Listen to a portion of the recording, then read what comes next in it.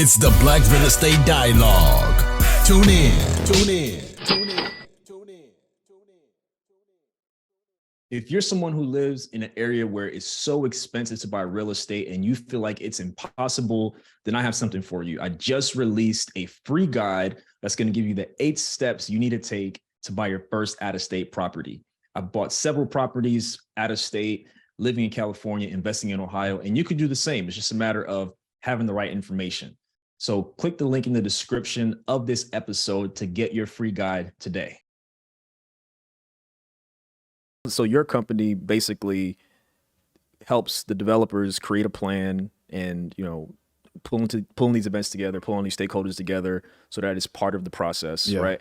And I think the interesting thing you mentioned is, on one hand, it could be like, I'm just checking off a box and involving you all. But I think one thing I want people to recognize is that it's not just checking the box, but also this space is coming. We want it to be used. Yeah. So let's acclimate people to how it can be used, get their feedback so that when it's here, it's actually used. Exactly. And you know what I'm saying? And it's actually used and it can actually generate income and I'm sure jobs and all type of things for the community. But in order for that to happen, people have to use it. Yeah, exactly. It's like if someone gave you the keys to a Lamborghini, but you've never driven before, like, what are you going to do with this? It's just going to be sitting inside your garage. It's going to be sitting on the street. You have to prepare to be able to drive a car. And so I think that's one of the ways we try to look at it. And that's just a really perfect example of community engagement done right for a project that is specifically about community engagement.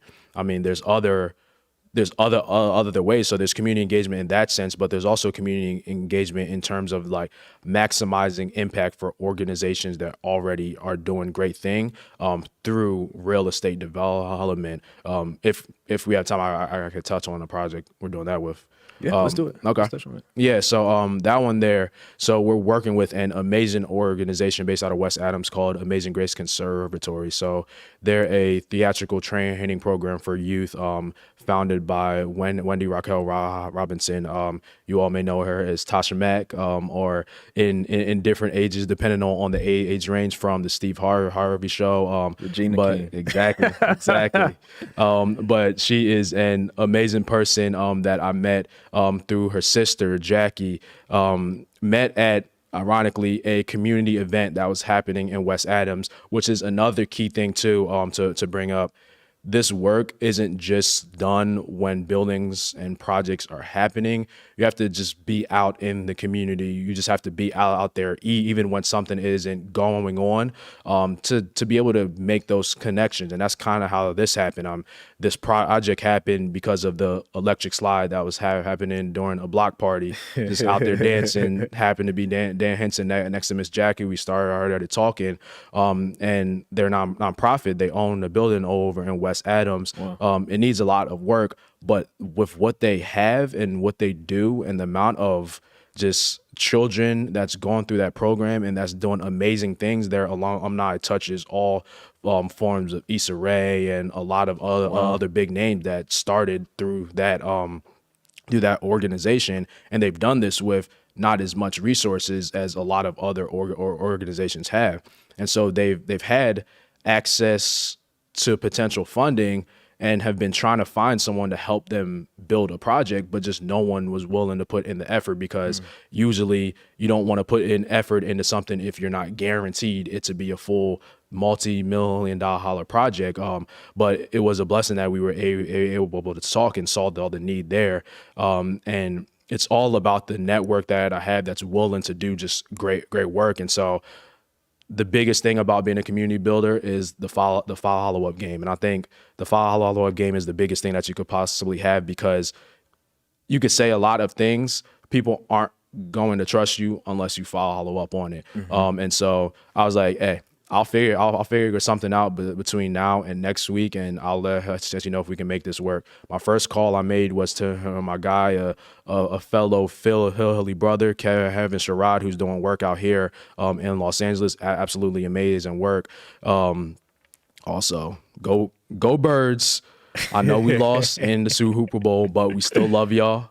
Jay Halen Hurts, that guy, but we got to get it here the next year. That was a good game, man. Man. I hadn't watched football in like over 2 years. I was glued to the TV. Yeah. That game was crazy. I Yeah. didn't have a dog in the fight, but that Ooh. was a good game. a So great sad it game. had to end that way. Great game. But there's still Philly people out here doing great things. Like I said, me and my guy Kevin Sherrod. So I called him up. I was like, yo, let's make this work. This is an amazing project. And we could really make this happen.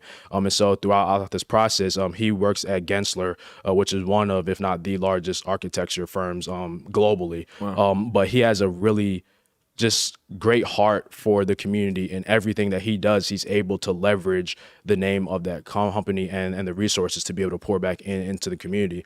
So connected with him, and we just started working on a plan to figure out how to make this project work. I started crafting the project team, working alongside of him, working alongside of Hernan at Griffin Structures. We found met a very amazing young black brother named Marquise Charles, who just started the Masters of Architecture program at USC, which is where I went into grad school, fight on, and like he's a very accomplished young brother that is going through this architecture process, but already has his own construction company started. Wow. And a lot of it is just based on opportunity. So we're bringing him together along with a large construction firm that hopefully we're able to ink some deals with soon.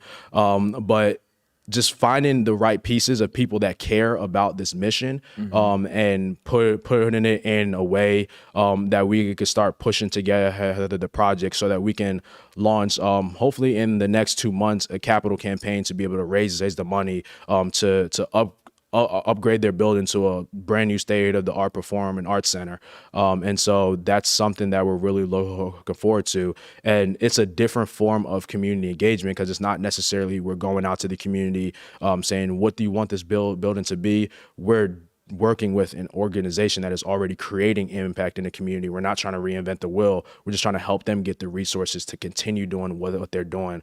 And of course, there's community engagement on the ground work that's happening. We're working with another USC organization called Architecture and Advocacy, who's doing a lot of the on the ground community engagement work, which has been a great help, because now I was in the space, and this project is more like an owner's rep and kind of help up in the nonprofit through the development process here. And so it's been great to be able to work with students that are doing a lot of the on the ground work that I would usually do myself as well. And so this is a way to be able to hopefully continue to push the cycle of organizations that's already making just barrier breaking impact, and using that to just amplify the work that they're doing with the resources of large organizations, of small organizations, and just people that really cares about it. And so it's a completely different process than that first project, but it all comes back down to the same thing of just making sure that it's authentic impact that's being generated from the development world. That makes a lot of sense. So it sounds like the goal is to give them a new building, pretty much. And what will the community engagement look like from your company's side? Since you mentioned like they're already making an impact, it's already fulfilling a need. Yeah. What does that look like in that instance? Yeah, it's a great question. So there's a lot of community events, outward community events, not just for the students that the organization already does. So a lot of it is just connecting them with resources and partners to be able to do those things. They had where I met them was at the Sugar Hill Arts Festival that they put on last summer, and that was the first time they did that. And part of that, we connected the American Institute of Architects here in Los Angeles and their nonprofit ACLA to this space that we're doing. There's other like USC where we're connecting with them, the Genslers of the world. So it's just kind of bringing in resources and eyes to be able to help the events that they already have. Once we get through the design process to be able to launch the capital campaign, then we're going to get into more specific community engagement events with the local community around to kind of help with what the design looks like, what ways that we can maybe be able to have programming in that building that can also help the outward community too. That process is a little bit down on the line, because right now we're focusing on trying to make sure they get the money to be able to build this. But that's kind of what that'll look like. Got it. So I think this is a super important conversation because it's showing another side of the real estate business, the development business that people just aren't talking about. So if you're out there and you are looking for a way to be involved in the real estate development business, community development, community engagement, something you may want to consider.